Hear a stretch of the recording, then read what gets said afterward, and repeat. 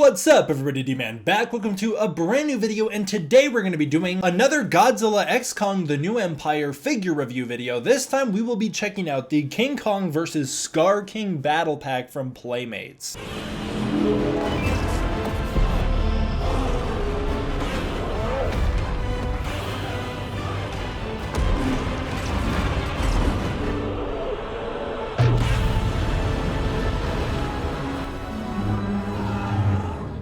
I know there's more TV spots for the New Empire. I saw a couple of them. I just want to take a bit of a break. So for now, let's check out the new King Kong vs. Skar King playset. I think the box is overall pretty cool. I really love that Skar King render. I love whenever they use it. I just think it looks so awesome. I think it's the coolest look of Skar King we've gotten. There's what it's going to look like when it's all set up and out of the box. Here's the other side with Godzilla and Kong, and then there's the back where you get the full display showing everything that comes in it. A couple crystals, some big rocky lava-y tower type things. Bottom of the box just shows what they all look like out of the box as well, showing you what all you're getting. And then down here you can see there is a Godzilla and Shimo version as well. So this is the first playset version I've gotten from Playmates. This is the first one I've opened up. You can see these are the displays that we'll be building. Comes with some instructions on the back so you know how to put them together. And then we finally can kind of tell what we're looking at here. So this is actually the Hollow Earth Gravitian version from Godzilla vs. Kong. There's a river running through it. And then you've got these giant pyramid type structures reaching up and down from it. That's the best look we've gotten at what the packaging actually is. I don't know if that's going to be a location in the movie where these pyramids reach up towards each other and meet at the Gravitian version, but I honestly wouldn't be surprised given some of the visuals we've seen in the trailers so far. So here's our guys out of the packaging. We've got King Kong, Skar King, and the new HEAV. Now I've already reviewed all these figures in separate videos, so you can check out my reviews for the original Kong and the original Skar King down below. Really quickly, I think they've done a pretty good job bringing the HEAV to life here. I think that this does represent the new HEAV in the movie pretty well from what I've seen. As for Kong, I rather like the sculpt quite a bit. I think that overall they've made a lot of improvements from their Godzilla vs. Kong line. The Kong sculpt looks really good. I like the face. I think it looks pretty menacing. Also looks like the Kong from the movie. I like the beard. I'm glad that they gave him a really well-defined chest. All over the body, they've done a very good job with the fur. It does look good everywhere you go. The hands are also very nicely detailed. The fingers look good with fingernails, which is cool. You've got good sculpting details all over the back as well, which is very nice. And then I think they've done a pretty wonderful job bringing the beast glove to life on this Kong sculpt. I like all the texture to it. It has a really rich depth to it. They've done a good job adding little details like the straps on it. It's sculpted on all over the hand, even where it's not painted, which I really appreciate. And it even goes, like, for instance, through the palm, so he is holding on to the strap. Like, little details like that I think have been done really well. The paint job on this Kong is quite interesting. He's a similar dullish brown color like the original release of the Kong. You can especially see that on the back where they haven't done their special lighting color on him. In fact, from behind, it's impossible to tell which Kong is the original release and which Kong is the new release. So they haven't changed up the paint color. I would have maybe preferred if they made the new one a little more brown so that his fur was a little more rich and vibrant compared to the original release. But when you flip him around, you can obviously tell who's who. Face is nicely painted. The mouth is nicely painted. The teeth are nicely painted. The only thing is that the eyes are still not looking in the right direction, which is a little unfortunate. The beast glove is pretty well done. I like the silver pieces of it. The silver gears look good. The actual yellow main functioning part of the beast glove looks good. I really like the silver paint where you can see the letters on it. That's really cool. You run into an issue when you open the arm up where he doesn't have any painting on it. The straps aren't painted at all. This gear isn't painted. This gear isn't painted. Some of the smaller details like the straps on the forearm also just get lost in the paint because they didn't paint them. In fact, you wouldn't know that those were even really there unless you've seen the giant Kong version. This Kong's main gimmick is that he's got these weird red patches all over him. I think it's to represent the fact that he's standing next to lava. The cutouts that they're giving are lava, and he is supposed to represent the Kong versus Skar King fight in which Kong is standing next to lava, and so it's kind of having this red lava bouncing off of him. I'm not the biggest fan of it, but I'm also fine with it simply because it is a variant toy in a battle pack. If they had just released this, or even just this guy and the Skar King, I would have had a big problem with that. I would have felt like it was totally useless. But I like that they didn't do that. I appreciate that this is part of a larger set, and therefore it's a little easier to justify its existence. Now, my main issue with this guy, and kind of my hot take on it, is that if they're going with the Kong versus Skar King fight scene, which is clearly what they're trying to emulate here, as you've got Kong and Skar King, and then the lava set, that's what you're building. Wouldn't it have been cooler if Kong didn't have the beast glove at all, and it was just Kong as is, and then you give him the axe? You could even reuse the same axe sculpt you've used in the Godzilla vs. Kong line. But Kong doesn't have the beast glove during his fight with Skar King, and so it makes it really pointless and lazy to give him the beast glove here. They clearly just didn't want to do the work to model the Kong arm without the beast glove. It's super lazy, and I feel like that just shows that while Playmates is making improvements in quality, they still are going for cash grabs every now and then, and this is a great example of that. The audience already knows Kong's gonna fight Skar King, and having a Kong toy without the Beast Glove isn't a spoiler because we already know Kong is not gonna start the movie with the Beast Glove. Giving him the axe here is not a spoiler either because he's obviously gonna start the movie with the axe. So I think that's a big missed opportunity. To give us a proper Kong without the Beast Glove with the axe that could fight your Skar King toy, that'd be really cool, and they didn't do that. It's really lazy. On my Kong's chest, there's this band that's been etched into his chest. I think that's because the zip tie that was holding Kong in place in the box was strapped so tight that it literally carved into his chest, and then also their new yellow-orange paint job has completely covered up his chest scars. And then as with the real Kong release, the articulation's fantastic. If you want to hear more in-depth thoughts of this Kong figure as a figure, go check out my review for the original Kong. Comparing him to the original Kong, it's almost identical, with the only difference being the new red paint job. That's my biggest issue with it. I would have really preferred if the Beast Glove wasn't attached. The only other difference here is that my new Kong is really stiff in the joints, which isn't an issue. He can still articulate just fine, but the original Kong's a little more loose. His Beast Glove arm can kind of flop around on its own, and this new one absolutely cannot. This new one's way more stiff, and that's not an issue at all. I also wanted to compare him just briefly to the old Godzilla vs. Kong Hong Kong Kong. This was the original variant that they did for Godzilla vs. Kong, which I just couldn't wrap my head around what's even the point of this thing. The fact that it wasn't sold as a battle pack with Godzilla, the fact that it wasn't sold with any accessories that were new, it was just so lazy and worthless. With their variant repaints, at least this time there's a purpose to it, and you feel like you're getting more out of it. Also, they've clearly executed the paint a little better. They committed to the orange all over the front of the body, way better than they committed to the neon on this Kong. This one's just so freaking lazy. I appreciate that they didn't do that with this. The only other one I wanted to compare this guy to is Shimo, because unfortunately, in this scene, my boy's gonna run into Shimo, and it's not gonna go well for him. Rest in peace, Kong.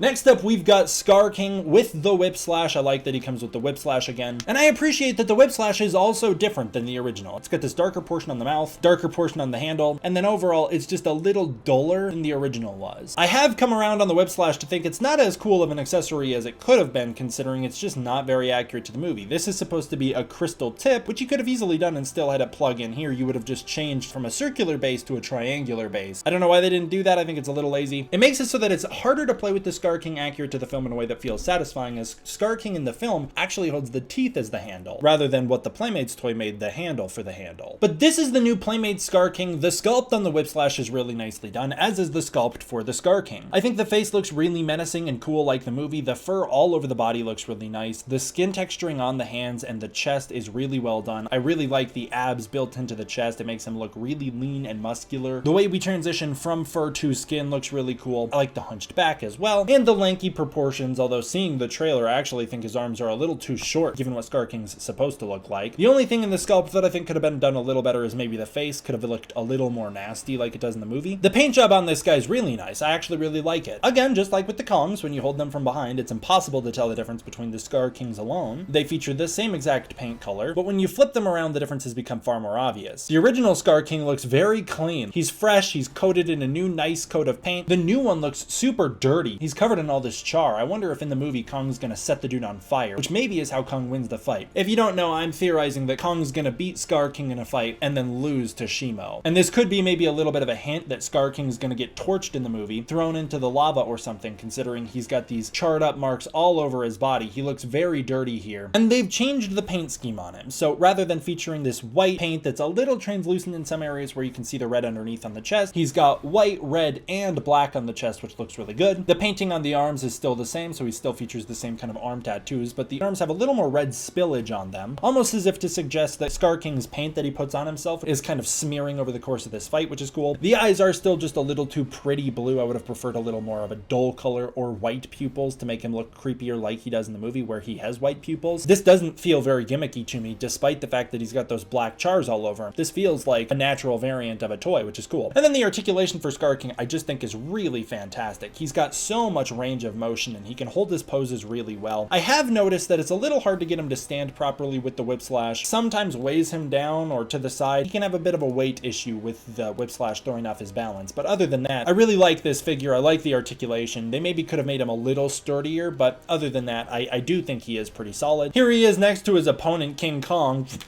I really like that these two came together. If they had come separate, I would have really disliked this figure pack. It would have really upset me and annoyed me that they even released these the same way it did with the stupid Hong Kong variant of GVK's Godzilla and Kong. And then here's Skar King and Shimo here to back him up and protect him from Kong. There he is leading into war.